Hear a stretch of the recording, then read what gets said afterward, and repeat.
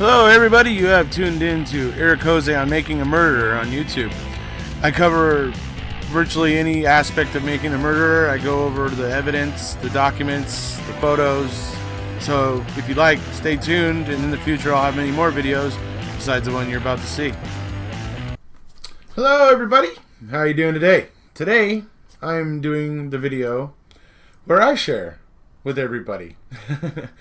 I've had quite a few people asking for it, and I had meant to do it. I just was trying to get the other videos done first, and I also didn't intend to have that day, that null day in between there on Tuesday. So, but here it is. Here I am. I'm going to tell everybody what it was like for me, and my little journey after watching MAM. And I want to first start off with. Again, I want to give a big thank you to Marilyn and Camilla for being the first two brave souls to put up a video, and they were great. They were awesome. And so once again, just wanted to give them a shout out and a thank you. I know it's difficult. I've been talking to people in PM, and I understand they feel stressed out by the idea. And I understand. I do. But hopefully, what I'm trying to do is give you the tools you need to, number one, make your video incognito, to where the only people that would be able to see it are the people that you share it with. If you watch the video I made yesterday, the video right before this one. And so I'm trying to give everybody these tools to protect themselves, so that they can feel a little bit less apprehension about doing it.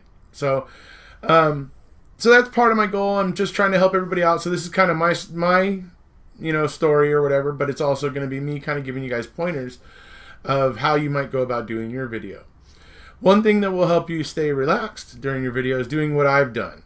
And if you don't know, what I'm actually pointing at over here is bullet points that I've created, so that as I'm going and I'm talking and I'm finishing one point and moving to another, I can look over and glance real quick and go, oh, okay, yes, that's right, that's next.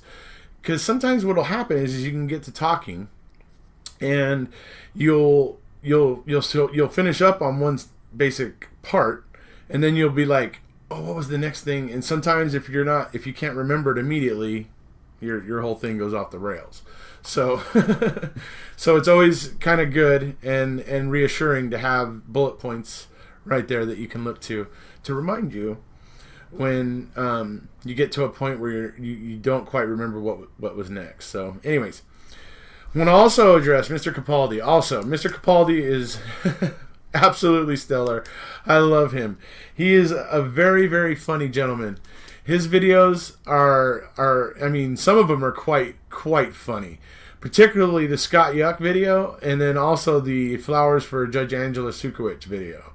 I was just laughing my butt off after watching those two videos from him. It was just anyways, Paul's a really funny guy, real smart guy, real nice guy. He's a really, really nice guy.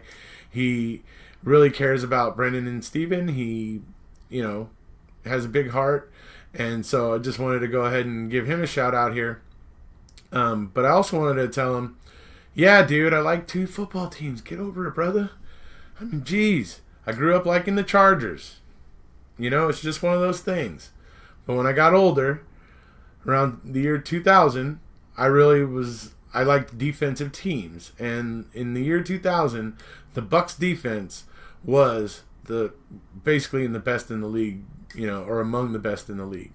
You had Warren Sapp on the line, along with some others. You had Derek Brooks at linebacker. You had Rondé Barber at cornerback. You had John Lynch at free safety. That defense was, that defense was phenomenal. I still to this day love John Lynch. He's that little free safety back there, man. Little tiny guy, not even very tall. But that guy could come up from the free safety position and lay a hit on a big 260-pound running back who was about to burst through the hole, and stop him. at least he would hit the running back, and the running back, instead of gaining forward, or he would lose his forward momentum, which gave just an extra few seconds for linebackers and other people to get there and make the tackle. So he was amazing. He was a little guy, but just so just so you understand, I love defensive football. I know, Philly's another good team, good defensive team. Absolutely, they're a really good defensive team, pretty much year in and year out. And so I admire them, but I'm not a huge Philly fan, but I do admire their defense because they really do play some stellar defense over there. But anyways, so that's just to clear that up for Mr. Capaldi, because he just can't seem to stop mentioning it.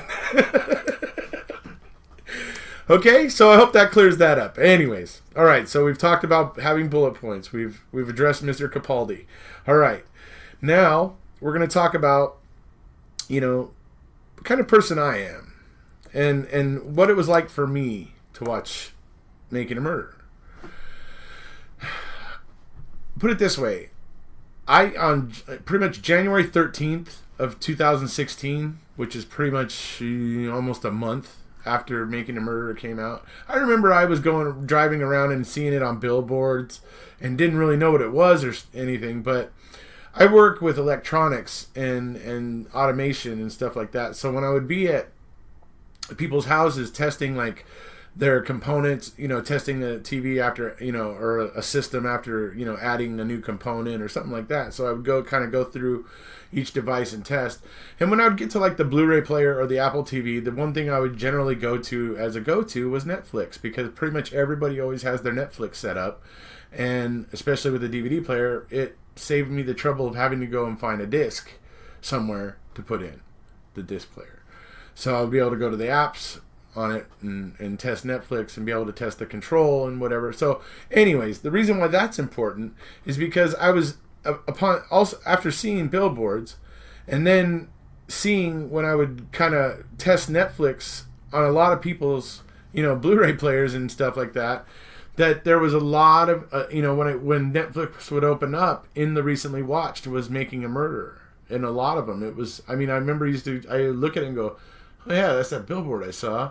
And it just kind of whatever. So eventually, in January, like I said, about the 13th, is when I took 2 days and watched it. Now for me, when I came out of it, it's funny, the guilters like to say that I was duped by a documentary, right? The thing is I'm a Law and Order kind of guy. I tend to side with law enforcement and the prosecution because I believe in law and order. I believe it has a purpose and a function and that it's important. So, and here's the important bit, because you may be asking yourself right now, well then how the hell did you end up talking about this, Erekose? Well, because I respect law and order so much that when I see a situation where it looks like the law is out of order, you can guess, right?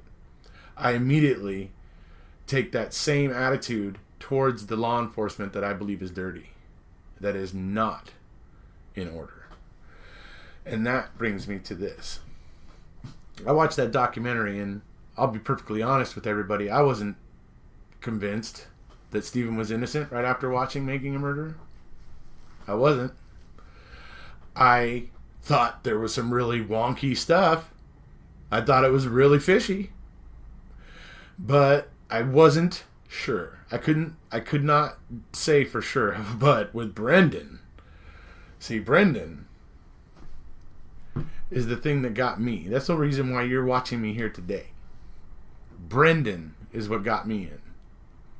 It got me reading the documents, because after watching the documentary, I was going to work the next few days, and all the time while I'm at work, in the back of my head, I'm thinking about what happened to Brendan and how tragic that was. And this 16-year-old kid who was just, discovering girls. He was just, he was so clumsy and, with girls. For him to try to assume that he would have jumped from being the introverted adolescent that he clearly was, to being capable of raping and killing, and then just like, it's just amazing to me that when I watched it, I was just like, and it was Brendan that got me basically looking deeper in. And that's when I started looking into the documents and reading, all that stuff, and, reading the transcripts, the queso reports, and whatever was out there, and any, just whatever was there to kind of look at, and, obviously going on Reddit and talking about things on Reddit and on Twitter and things like that. And basically, taking part in the whole pooling of information and knowledge that everybody was out there kind of accumulating, because everybody was reading stuff and making little connections, and then other people were coming along and seeing what they were doing, and then adding what some connections that they had made into the mix, and to where things started to kind of flesh out a little bit, where we could see there was some clear impropriety. Manitowoc and Wisconsin can continue to try to say, no, there was nothing wrong, but that's what you did with the 85 case. So how can I take you seriously? That's the question that I have to ask, right? I mean, to this day, they still don't believe they did wrong. I mean, you lose all credibility. I hope that someday Wisconsin will understand that you've lost all credibility because you can't even own what you did in 1985. It's pathetic. But anyways, put that aside. But it was certainly Brendan that got me looking in deeper, that got me looking and going, oh no. That got me looking at the bones and the whole situation with the freaking bones. And it got me looking at the fact that there was not a trace, not any freaking trace of Teresa anywhere. Okay? Except on that bullet. Yeah, and you all know how I feel about that bullet. And I think most of you have probably seen my video about the key in the cabinet and the secret entrance to Narnia, that Colburn was finding apparently there. Cleverly hidden yeah. Anyways. So, I mean, we know that the evidence in this case is sketchy and strange and odd, and only appeared when Manitowoc County, sheriffs were around. And yeah, I mean, it's just odd, right? And then the only other evidence was after Jody tells him to go, Mark Wiegert and Tom Fassbender to go kick rocks because she don't want to talk to him no more. And then they're like desperate and like, oh, I know, we'll go get Brendan. He's highly, we could probably get him to say whatever we want him to say, right? We could work on him. We could get him to incriminate Stephen, right?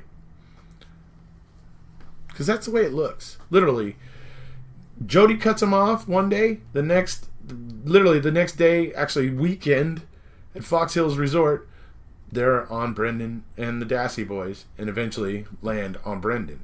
I mean, it's pretty clear. You can follow the chain of events. I mean, it's right there. So anyways, all these things, I eventually was like, oh yeah, there's something wrong here. I have serious doubts that Stephen did this. I seriously do, especially just so many things that I've found out that I'm just going like, what really happened? Because I'm pretty sure I don't have the real story from the prosecution. That I'm certain of. Because what really happened here? Because there's so many things happening in kind of so many places, particularly over on Xander Road, and I mean just some real odd things about this case, and things there's not. I mean, for there to be so many odd things and strange things and things that don't line up and things that are just ridiculous, even suggests that there's something going on, underhanded, under the table, whatever you want to say, but it just totally smacks of something is off. And anyways, but that was basically how I became more convinced of Stephen's innocence. And I was I remember back in the early days when I first came into these social media groups, talking about this case. I remember I didn't really understand what trolls were when I heard people talking about trolls and everything. I was just here, arguing facts and stuff like that. So when I was hearing about these things that I'd never heard of, it was kind of a new experience for me, and I was kind of had to acclimate. I don't know how many of you know, but for the first 5.5 months, I was like, after watching it, for the first 5.5 months, I never did any videos or anything. I only just talked about the case. But eventually, I formed a friendship with Johnny Jack Smith. Some of you may know who I'm talking about, Johnny Jack Smith. Anyways, I formed a friendship with him because we both liked Clash of Clans. We were both into Clash of Clans at the time. He still is. I haven't really been playing it very much. But anyways, because of that, we became friends and stuff. And then eventually he got to suggesting to me, because he knew, exactly, he knew how strongly I felt about Brendan. And he said, hey, you should do a Brendan video. You should do a Brendan video. And I was like, I wanted to, but I was like everybody else. I'm just like I'm asking all of you right now. I understand, because for about a month and a half, or maybe about a month, I was like, wanted to, but couldn't do it, and was, I just was making some excuses, but eventually I just decided to stop making excuses. And I got my material together. I had my material ready, what I wanted to talk about. My first video was about the November 6th interrogation of Brendan. That interrogation pissed me off so bad, because 20 minutes into it, Brendan is talking to them freely. He's not being, he's not doing anything, that would suggest he's trying to lie or anything. He's just talking to them because they're asking him questions and stuff. And 20 minutes into it, they decide to start bullying him. And when he says, because they ask her, did she leave or whatever, and he said, she left or whatever. And that's when it comes in. She didn't leave. She didn't leave, Brendan. She didn't leave. And he's repeating himself, and that's the same interview where you get the promise. I need you to stop. Basically, where O'Neill says, I need you to stop worrying about getting in trouble or going to jail, because that ain't gonna happen. Tell me more. So that's where this big promise came from. That obviously the courts are saying doesn't matter. But I disagree highly. You're talking about a 16-year-old kid who had no previous contact with law enforcement, is suddenly having contact with law enforcement, and they're promising him that he won't go to jail or get in trouble, and that he didn't remember that? It's freaking ridiculous. Okay. Anyways. So that was basically when I started making my videos. And it was a real kind of ragtag operation really back then. Well, kind of still is. But back then I only had my little laptop. My cheesy little laptop just was... it was doing the job, but the video was bad. The video quality was poor. And the microphone on the thing was just horrible. It had this awful, hum or buzz that no matter what I did would come through. So, eventually... by my fourth video, I believe it was my fourth video, is when I decided to finally talk about Ryan Hillegas. And that was my first big video, because that video went over 15,000 views in it was probably 3 months or 4. I don't know. It was 4 months, I think. It went over 15,000 views, but then it leveled off. For a little while, but now it's jumped up even more. It's up around 24, I think now. But that video was the first time where I got my my microphone. That's the blue snowball right here. So that's why my audio comes through so clearly now. And I ended up buying a computer. and actually bought parts for my computer and assembled it, and went out and bought a very, very, good camera, high definition camera. And so, it progressed along, and I continued to do the videos, and mainly they're mainly about Brendan, but honestly there's a lot of them in there about Steven. There's a lot, but I won't lie, I'm not going to lie to anybody. The fact is, I feel more strongly about Brendan than I did about Steven. And maybe kind of still do, because just the whole fact that he was 16 years old and he was robbed of his, formative years, robbed of, the whole experience of being in high school and, chasing girls or talking to girls or, trying to, all that. I mean, he missed out on all of that. And that confession is ridiculous, and we all know why. I've talked about it enough times. So, anyways,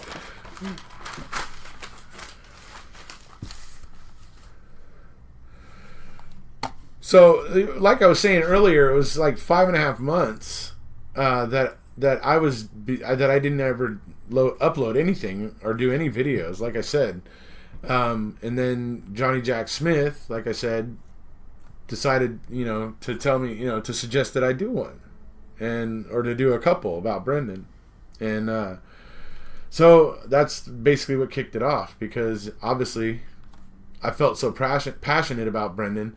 It was a good subject for me to start with, because my passion kind of carried me through it, even though I was sitting there petrified, terrified, kind of talking wooden, just like in a wooden way, where I just seemed kind of like rigid and like not moving, and kind of, so that's what I mean by wooden.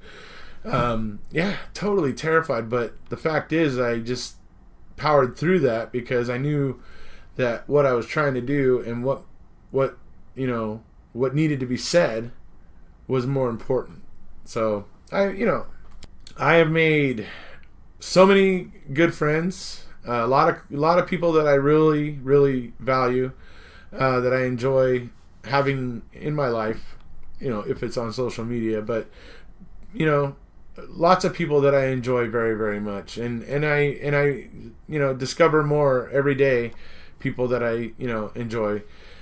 And, basically bringing me to my final topic is, the fact is that I'm right now trying to focus kind of on this little thing that me and Mr. Capaldi are trying to encourage, and I'm trying to focus on it right now. And it's been good for me this week to be able to focus on this, because I am still thinking about that dubious decision, and I have a lot to say about it. But honestly, being able to focus on this with everybody, with you, has been allowing me to sit back and just reflect, instead of, if I was to make a video, yesterday or the day before, or before this weekend, like I'm planning to do, it might be too angry. I might, because I want to calm down a bit first. And so that's why this is helping out in that sense. Especially getting to see the couple of videos that have been uploaded so far. I mean, were really great. I mean, they were. It was thoroughly enjoyable. Marilyn and Camilla deserve a big round of applause from everybody. I can imagine you all at your computers right now. Anyways. But I just, it's been a help to kind of just focus on this, and it's been keeping me from dwelling and festering on that decision, and it's allowing me to collect my thoughts in a rational way, so that when I go ahead and put my video together this weekend, it's going to be like all my videos, respectful, but with bite, So I just wanted to say, everybody, please consider uploading a video. The whole idea is to create a buzz from it. Have everybody talking to each other. Instead of just it being typed out on social media. Typed out in a comment or a post or whatever, where we can actually see somebody, or even just hear them. Obviously, I know some of you that will upload will obviously, like I suggested in one of my videos, do a still shot of something like one of your pets or some sort of thing like that. But your voice will be able to hear your the way that you speak and the way that you talk about the case, and that is a big part of it. Hearing people's genuine feelings about the case and about the people that we've met along the way, and our friends that we've developed and made, and all that stuff, so that we can all sit together and talk about it. Now, I have created a group. You guys, if you've watched the video before this one, I have created a group. I will go ahead and show it to you again right now, and then I'll come back real quick. This is the group where you can go to share your video, and it's a closed group, so you can be fairly certain that it's with fellow supporters and no unfriendlies. All right, so that's going to wrap it up there, ladies and gentlemen. I hope that seeing my video helps you guys out, or at least sparks an idea for you, whatever happens. I hope it helps no matter what. So that's going to be about it. If you haven't already, please hit subscribe, and we'll see you.